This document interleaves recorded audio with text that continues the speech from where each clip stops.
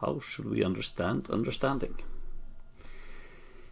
I'm now not talking about understanding as we usually do in daily speech. When we say, now you understand it, then we mean now you understand it correctly. But I'm talking about understanding something at all, and then understanding means to understand something as something at all. So to understand something at all means to integrate it into a larger context. We understand something by connecting it to something else. So if you have no idea what to, if you're seeing something or thinking about something, you have no idea what to connect it to or in what context you can integrate it, then you don't understand it. You could also, of course, believe that it belongs in some context which it doesn't, then you misunderstand it. But if you put it at the right place, in the right connection, or in the right context, then you do understand it. So for instance, if you see a spark plug on the ground in front of you and you have no idea what it is, then you don't understand it. Maybe you think this belongs in my TV, then you misunderstand it. But if you understand that it's supposed to be in the motor of a car, then you do understand it.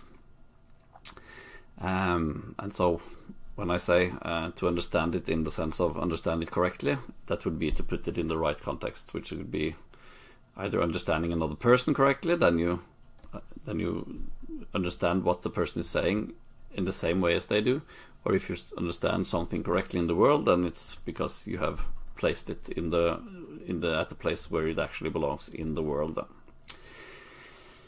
But understanding comes in degrees, so you can have a very basic understanding of something, just you have no idea what it is, but you know that it's a thing in the world, or it's an event in your experience, or something very basic like that. But then you can understand it more and more. You can relate it to new things, and for instance the spark plug, you can have a very basic understanding, this belongs in the motor, but you can understand more and more details about how it's connected to everything else in the motor and how it works.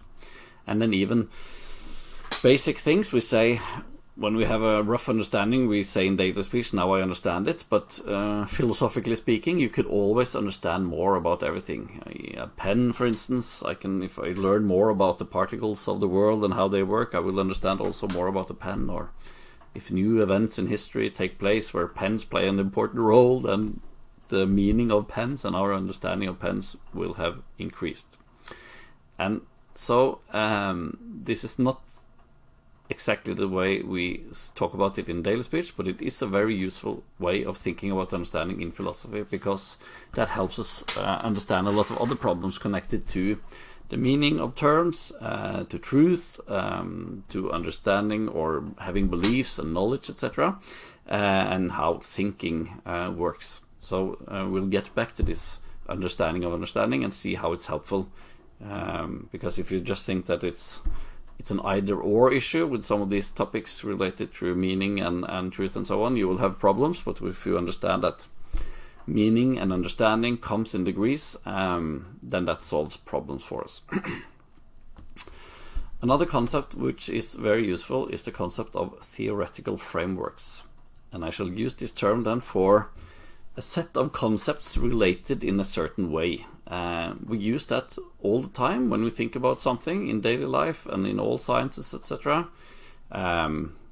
People doing evolutionary biology, they have the evolutionary theory as a theoretical framework with certain concepts. They're looking for genes and variances and natural selection and so on. They're thinking in terms of these concepts, or relativity physics works with other concepts, and all sciences and all theories. Then you can have different theories or different answers to different questions working within a larger theoretical framework where certain concepts are related in certain ways.